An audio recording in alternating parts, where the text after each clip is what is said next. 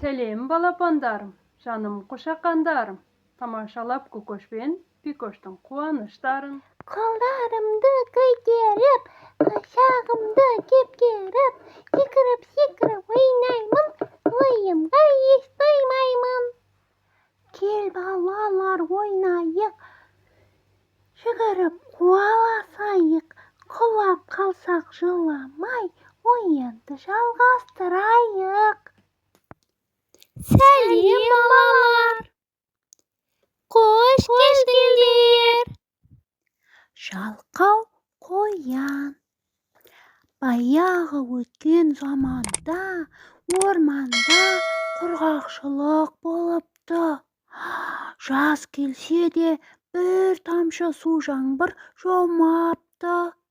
Шөлден азап шеккен жануарлар бір шарасын ойлап табуға жиналыпты.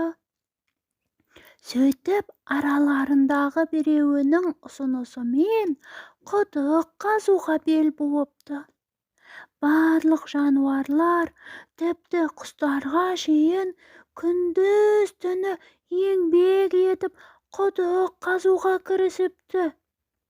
Бірақ араларындағы қоян ғана «Мен әлі кішкентаймын» деп жалқауланып жұмыс істегісі келмепті. Қоянның бұл еркелігі өзге жануарлардың ашуына тиіпті. Сөйтіп, жануарлардың еңбегі босқа кетпей, қазған құдықтарынан мұздай су шыға бастапты. Мұны көрген олар қуанып, суды қанып ішіп, әрі жуыныпты. Ал құдықтың қазылуына көмектеспеген жалғыз қоян ғана су іше алмапты. Орман патшасы арыстан қоянның құдыққа жақындамауы үшін күн сайын кезекші тағайындапты. Қоян істеген ісіне іштей өкінсе де, бұл өкінішінен ешқандай пайда болмапты. Бір күні түнде кезекшілік кезегі пілге келіпті. Пілмен дос болған қоян ешкімге білдіртпей су берер деген оймен қасына барыпты.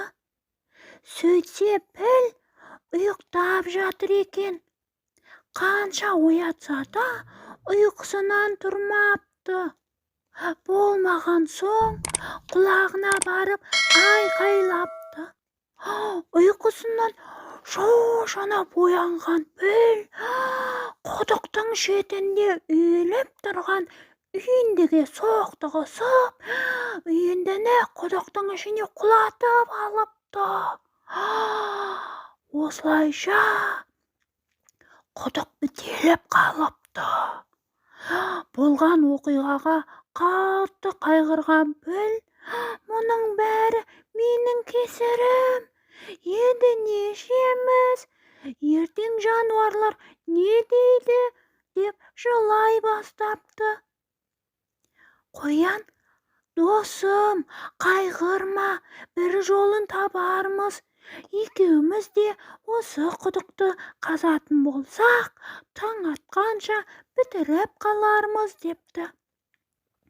Сонда піл, сен кішкентай әрі әлсізсің ғой, десе қоян, енді көрде тұршы, менің қалай жұмыс істейтінімді депті.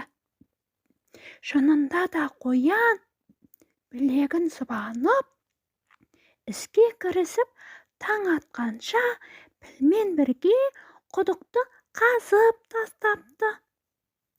Ертеңіне піл барлық жануарларға қоянның еңбегін айтып мақтапты.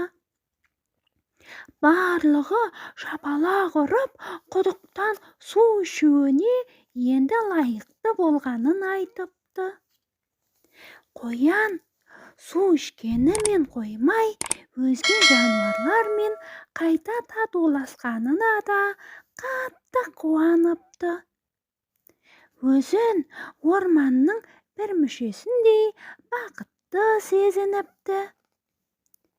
Олай болса балалар, еңбектің наны тәтті, жалқаудың жаны тәтті деп ата-бабаларымыз бекерге айтпаса керек. Балалар, бүгін және 9 әріп үйренетін боламыз. Шаңғы, орамал, өрік, пышақ, раушан, сағат, тон, уық, оя. Жаттап алдыңдар ма, балалар? Жарайсыңдар. Келесіде және 9 әріп үйренетін боламыз. Балалар, ойынымыз сендерге ұнап жатыр ма? Тамаша. Арнамызға тіркелуді ұмытпаңыздар. Сау болыңыздар. Келесіде кездескенше.